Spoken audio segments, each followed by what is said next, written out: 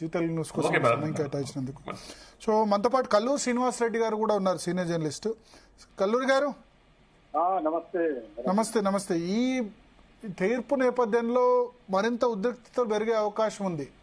రెడ్డి సామాజిక వర్గం versus BC అనే నేపథ్యంలో ఆల్రెడీ బీసీ నేతలు అక్కడ ప్రెస్ కాన్ఫరెన్స్ కూడా నిర్వహిస్తున్నారు ప్రెస్ క్లబ్ ఆఫ్ హైదరాబాద్లో.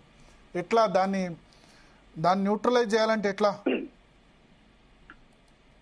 ఇంతకుముందు వారు రిటైర్డ్ ఐఏఎస్ ఆఫీసర్ గారు చెప్పినట్టు వాస్తవాలు కూడా చెప్పింది. ఏంటంటే బీసీ రిజర్వేషన్ పెంచడం అనేది ఆషామాషి విషయం కాదది.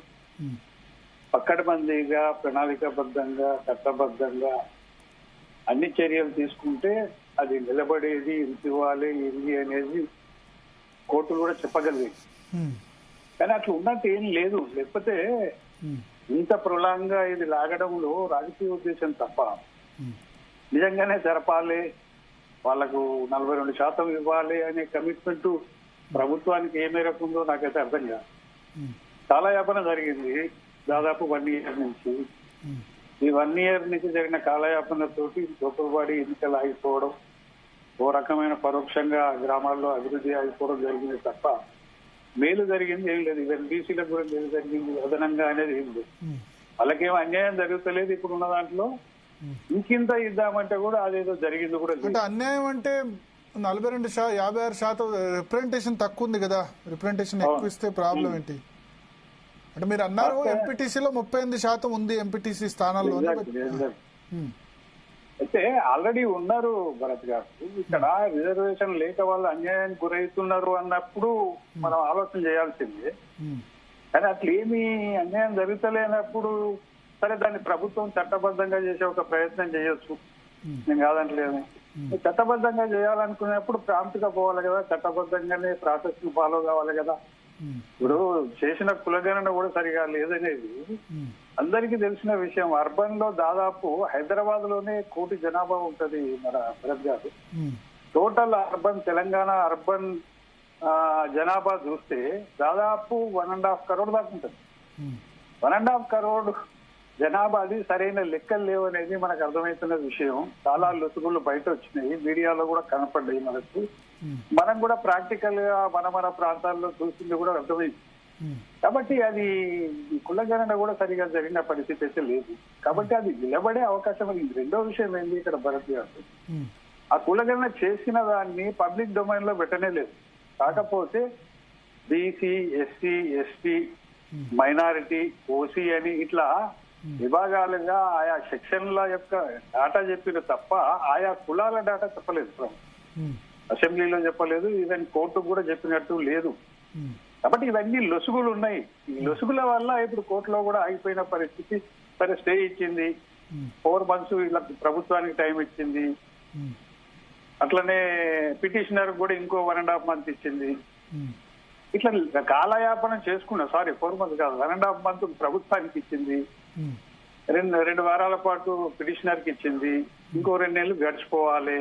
దాని తర్వాత అక్కడ కోర్టులో రివ్యూ జరుగుతుండొచ్చు, విచారణ. దాని తర్వాత ఏమైతుంది ఎవరికి తెలియదు. అంటే అంటూ ఉండాలి కదా భరత్ గారు. ఒక బాధ్యతాయుతమైన ప్రభుత్వం ఒక ఇష్యూలో ఇంత ప్రొలాంగా తప్పులు చేసి దాన్ని కాలయాపన చేస్తూ పోతుంటే ఎంతకాలం అని వేచి చూస్తారు? ప్రజలకు కూడా విసుగు వస్తుంది కదా. ఈవెన్ బీసీలకు కూడా నమ్మకం పోయిందండి. ఒకప్పుడు కొంత నమ్మేనలే కానీ ఇప్పుడు జరుగుతున్న పరిణామాలు, చట్టబద్ధంగా జరుగుతున్న లొసుగులేంటి అని బయట సమాజానికి తెలుస్తూ పోతున్న సమయంలో ప్రభుత్వం కూడా విశ్వాసాన్ని కోల్పోతుంది కదా. సరే కాంగ్రెస్ ప్రభుత్వం బీసీల కోసం రిజర్వేషన్ పెంచుతా అని చెప్పింది కాబట్టి ఎంతో కొంత ఆ ప్రయత్నం చేసిందనే ప్రజల్లో అభిప్రాయం ఉన్నా కూడా ఇప్పుడు కోర్టులు చెప్తున్న విషయాలను వింటుంటే, ఎక్స్పర్ట్స్ చెప్తున్న విషయాలను వింటుంటే, ఈవెన్ మేధావులు చెప్తున్న విషయాలు వింటుంటే ప్రభుత్వం మీద నమ్మకం పోతుంది కదా. వీళ్ళు కమిట్మెంట్ తోటి చిత్తశుద్ధితోటి ఇవ్వాలని చేసింది కాదు ఇది, ఏదో పొలిటికల్ గేమ్ కోసం చేసినట్టుగానే కనపడుతుందనే అభిప్రాయం ప్రజల్లో ఏర్పడుతుంది కదా.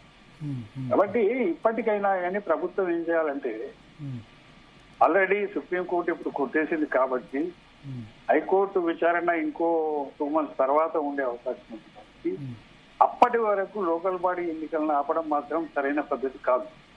సరే ఈ రోజు 2 గంటలకు కేబినెట్ మీటింగ్ ఉన్నట్టుంది. అందులో దీని మీద ఒక నిర్ణయం తీసుకుంటుందని నేను అనుకుంటున్నా. లేదు కోర్టు విచారణల కోసమే ఎదురు చూస్తామని ప్రొలాంగ్ చేస్తే మాత్రం ప్రభుత్వం చాలా బ్లేమ్ అయ్యే అవకాశం ఉంది. కాబట్టి 90% ఈ ప్రభుత్వం లోకల్ బాడీ ఎన్నికలకు పాత రిజర్వేషన్లతో పోయే అవకాశం మనకు కనపడుతుంది. పాత రిజర్వేషన్లు పోయి పార్టీ పరంగా 42% ఇస్తారు. ఎగ్జాక్ట్లీ. కాంగ్రెస్ పార్టీ తన మేనిఫెస్టో చెప్పింది కాబట్టి పార్టీ తరఫున మేము 42% ఇస్తామని వాళ్ళు చెప్పొచ్చు. ఆల్రెడీ 42% అయింది. 50% బీసీలు పోటీ చేస్తున్నారు, చాలా మేరకు గెలుస్తున్నారు. అదర్ పార్టీస్ కూడా ఏం ప్రాబ్లం లేదు భరత్ గారు. ఈవెన్ బీఆర్ఎస్ కైనా బీజేపీకి అయినా ప్రాబ్లం ఏం లేదు. ఎందుకంటే అక్కడ ఏ పార్టీ నుంచి కాంటాక్ట్ చేసినా వాళ్ళే 40-50% బీసీలు కాంటాక్ట్ చేస్తున్నప్పుడు వాళ్ళ అన్యాయం జరిగేది కూడా ఏం లేదు. కేవలం కాంగ్రెస్ పార్టీ తరఫున 42% ఇస్తా అని చెప్పింది అనేది కాంగ్రెస్ పార్టీకి ఏదో అడ్వాంటేజ్ అనుకోవాల్సిన అవసరం కూడా ఏం లేదు. అన్ని పార్టీలు కూడా 42% ఎబో కూడా ఇచ్చే అవకాశం ఉంది. కాబట్టి అది సమస్య అవుతుందని నేను అనుకుంటలేదు.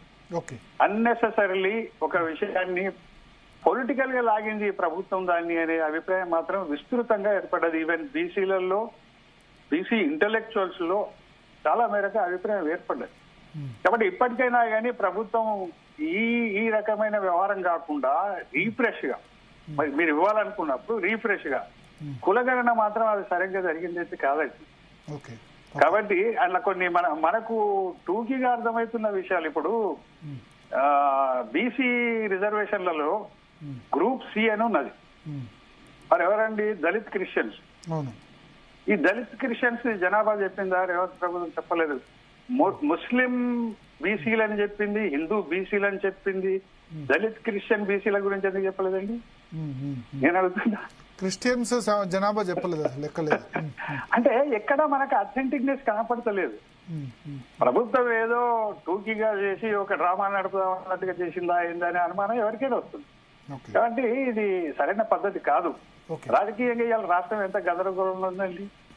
కాబట్టి దీన్ని డెఫినెట్లీ ఎన్నికలకైతే పోవాల్సిందే. దీని ప్రాసెస్ లో ప్రభుత్వం నిజంగానే 42% బీసీలకు రిజర్వేషన్ చట్టబద్ధం చేయాలని ఒకవేళ అనుకుంటే తిరిగి స్టార్ట్ చేయాల్సిందే. అది కులగణన అయినా పోయే ప్రాసెస్ అయినా డెడికేషన్ కమిషన్ వేసి పక్కడబందీగా చేసి అప్పుడు నువ్వు బీసీలకు నిజంగానే రాజకీయంగా అన్యాయం జరుగుతున్నది అనేది ప్రూవ్ చేయగలిగితే డెఫినెట్లీ వస్తుంది. కోటేం ఆపేది కాదు అది. కాబట్టి అట్లా వాళ్ళకి అన్యాయం జరుగుతున్నట్టుగా నీకు కులగణన తీసి వాళ్ళ రాజకీయ నేపథ్యం తీసుకున్నా కానీ అటువంటి అన్యాయం జరుగుతుందని ఏమి రిపోర్ట్ వచ్చే పరిస్థితులు కూడా ఏం లేవు. కాబట్టి ఇది అవసరమైంది కాదు అని నేను అనుకుంటున్నా. సరే, ప్రభుత్వం ఒక పొలిటికల్ ఇమేజ్ కోసం పోతున్నట్టుగా మనకు అందరికి అర్థమవుతుంది. అది రాహుల్ గాంధీ కోసం పోతుందా, లేకపోతే వాళ్ళు మేనిఫెస్టోలో 42% ఇచ్చినామని పెట్టినామని చెప్పిపోతున్నదానే తెలియదు. కానీ ఇమీడియట్ గా మాత్రం ఈ ప్రభుత్వం లోకల్ బాడీ ఎన్నికలను జరపడమే ఉత్తమం. తెలంగాణకు రావాల్సిన నిధులు ఆగిపోయి గ్రామాలు ఆర్థికంగా అభివృద్ధి పరంగా దెబ్బతింటున్నాయి, సమస్యలు ఏర్పడుతున్నాయి. దాన్ని దృష్టిలో పెట్టుకుని ప్రభుత్వం ఎన్నికలకు పోతే మంచిదని నా అభిప్రాయం.